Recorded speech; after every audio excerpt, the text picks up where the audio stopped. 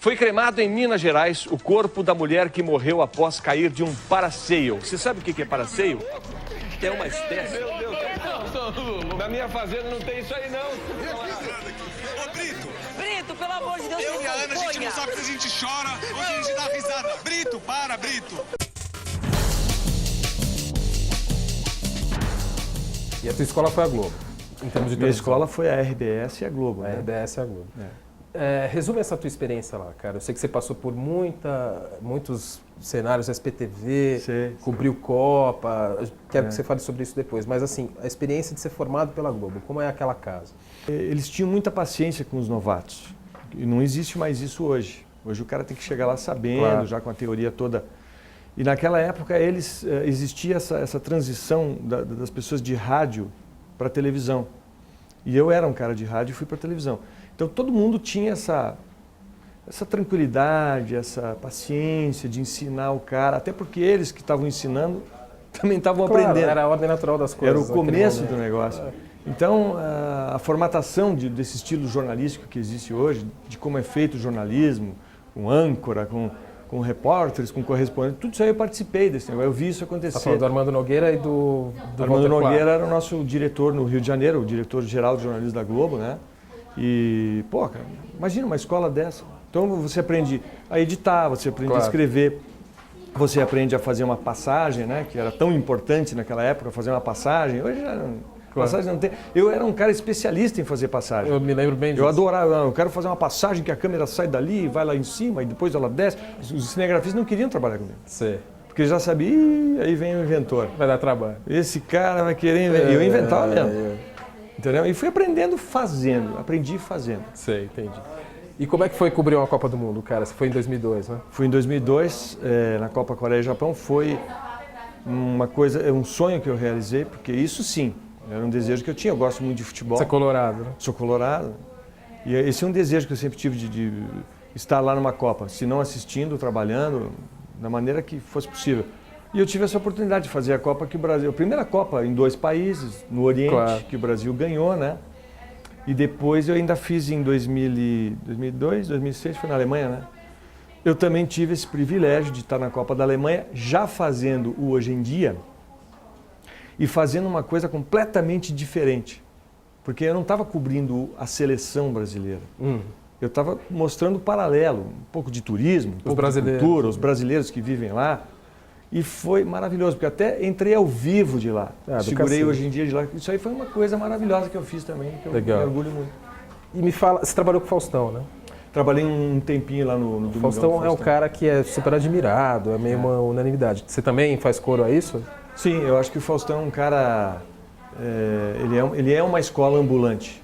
O que ele fez na carreira dele, e eu assisti esse começo, porque eu já trabalhava na TV Globo, mas eu via o Faustão na TV Record no começo. Bandeirantes, né? No começo foi na antiga Record. Que era o Perdidos na Noite, original, aquele do zero. Sim, começou faixas, um lugar sombrio. O Teatro do Bexiga, não era isso? Tata Escova era um dos humoristas. Era muito bom. Por sinal, não sei nem se eles estão vivos hoje. É verdade. Nem sei. Também é uma boa matéria. É uma boa matéria, exatamente. E eu vi esse começo do Faustão, e o Faustão começou uma coisa nova. Essa coisa de mostrar o cinegrafista, de tirar sarro, isso aí não tinha. E eu gostava disso. Por que eu assistia de madrugada? Pô, isso aí é legal. Porque eu acho que tem que humanizar a televisão. Claro. Então o Faustão é uma escola. Ele começou lá, criou esse estilo. E hoje o Faustão é um grande apresentador, que tem toda essa história para contar, muita coisa para ensinar, né? Vocês são amigos, cara?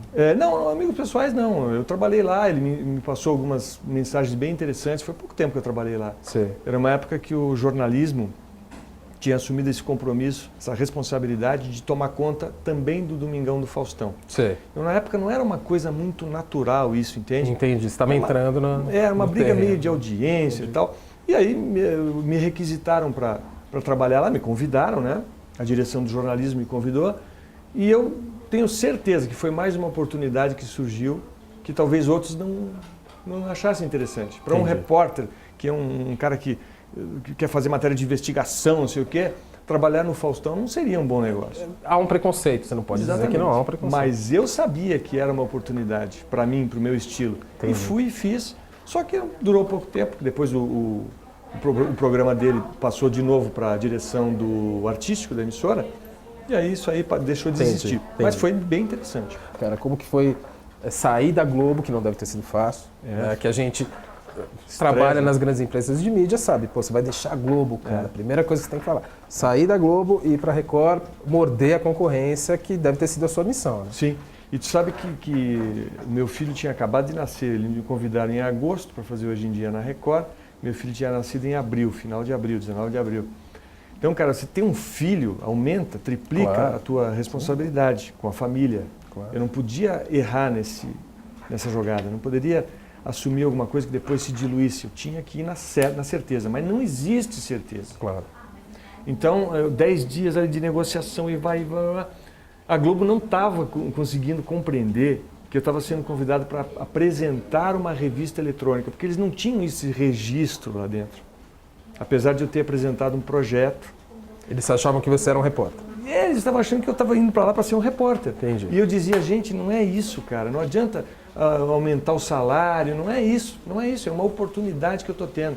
Agora, se vai dar certo ou não, só fazendo para saber, né? E aí virou, mexeu, e eu tive que tomar a decisão e fui para a Record. E foi uma bela escolha, porque hoje em dia se tornou uma instituição na manhã da TV brasileira, né? É um dos programas que dá mais audiência, se não for o principal. E essa mudança, para mim, foi uma mudança natural, porque era o que eu queria. Era o que eu buscava. Eu queria fazer isso na TV Globo, mas não tive essa oportunidade, eu entendo. Grade da emissora, outras pessoas estavam ocupando esse posto e até estavam na fila para ocupar esse posto em outros programas da emissora. E eu compreendo perfeitamente, sem nenhum trauma. Mas quando eu fui para a Record, eu tive essa oportunidade de começar a fazer o que eu queria, que era provar para as pessoas que dava para misturar o jornalismo com o entretenimento. Esse foi o grande divisor de águas da minha carreira e o grande motivo pelo qual eu fui para a Record. Inclusive eu, a Ana e o Edu, no começo, depois veio a Cris, a gente fazia umas reportagens, eu dizia para mim mesmo, mas eu não comentava com eles isso aí. Eu dizia para mim, era um desafio, eu vou conseguir fazer uma matéria junto com eles, não era minha. Nós vamos conseguir fazer uma matéria sem que eu pegue numa caneta. Esse era meu sonho, porque o trauma que existe na minha cabeça era ter que fazer matéria assim, milimetricamente, os segundos, a passagem tinha que ser assim, e depois o editor, o outro editor. Isso aí era uma coisa que eu não conseguia entender. Eu ia fazer uma entrada ao vivo, não estou criticando a emissora, era uma fase da televisão brasileira.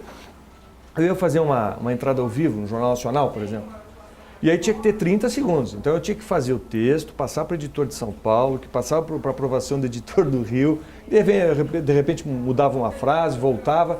Eu dizia para eles, mas vem cá, isso aqui, se é ao vivo, por que a gente tem que 30 segundos? Foi gravado isso aí, não faz o menor sentido isso. Claro. Então eu queria fugir disso aí, cara. Eu sabia que a televisão estava indo para esse lado mais humano.